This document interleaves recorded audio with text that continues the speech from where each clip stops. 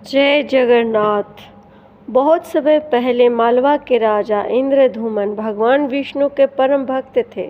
उनकी एक ही इच्छा थी कि वे भगवान के ऐसे दिव्य स्वरूप को दर्शन करें जो संसार में सबसे अद्भुत हो। एक रात उन्हें स्वप्न में संकेत मिला कि भगवान नीलमाधव के रूप में उड़ीसा के घने जंगलों में विराजमान है। राजा ने अपने विश्वस्त ब्राह्मण विद्यापति को नीलमाधव की खोज के लिए भेजा। लंबी यात्रा के बाद विद्यापति को पता चला कि वनवासी प्रमुख विश्ववसु गुप्त रूप से नीलमाधव की पूजा करते हैं। बहुत प्रयासों के बाद विद्यापति ने भगवान के दर्शन किए और लौटकर राजा की सारी बात बताई। जब राजा स्वयं वहां पहुंचे तब नीलमाधव का स्वरूप अदृश्य हो चुका था।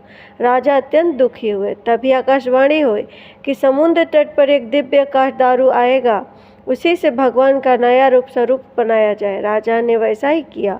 कुछ समय बाद समुद्र से एक पवित्र लकड़ी का विशाल लट्ठा बहकर आया, जिसे बड़ी श्रद्धा से लाया गया। उसी समय एक वृद्ध बढ़ई बदल कर आए थे। उन्हें कहा, मैं मूर्तियाँ बनाऊंगा, लेकिन एक शर्त है, जब तक मैं स्वयं बाहर न आऊं कोई भी द्वार नहीं खोलेगा। राजा ने यह बात शर्त मान ली। कई दिनों तक भीतर से औजारों की आवाज़ आती रही। फिर अचानक सब शांत हो गया। रानी गुंडीचा को चिंता हुई कि वही वृद्ध बढ़ई के साथ कुछ अनहोनी न हो गई हो। उन्हें राजा से द्वार खुलवाने का आग्रह किया। जैसे ही द्वार खोला गया, वृद्ध बढ़ई कहीं दिखाई नहीं दिया। वहाँ जगन्नाथ, बलभद्र और सुभद्रा की लकड़ी की मूर्तियाँ थी, लेकिन वे पूर्ण नहीं थी। उनके हाथ पांव अधूरे थे। राजा का बहुत दुख हुआ। तभी भगवान ने दिव्य बाणी से कहा, हे राजन, यही मेरी इच्छित स्वरूप है। मैं इसी रूप में संसार के लोगों को दर्शन दूंगा।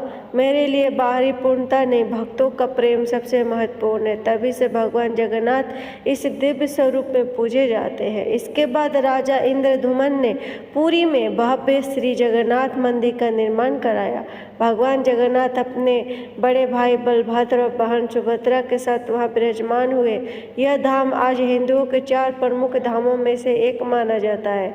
हर वर्ष आषाढ़ मास में भगवान जगन्नाथ, बलभद्र और सुभद्रा विशाल रथों पर विराजमान होकर गुंडीचा मंदिर की यात्रा करते हैं। इसी विश्व प्रसिद्ध रथ यात्रा कहा जाता है। लाखों श्रद्धालु भगवान का रथ खींचते हैं। मान्यता है कि श्रद्धा से रथ यात्रा में भाग लेने या भगवान के दर्शन करने से जीवन को पाप क्षीण होते हैं और ईश्वर को विशेष कृपा प्राप्त होती है।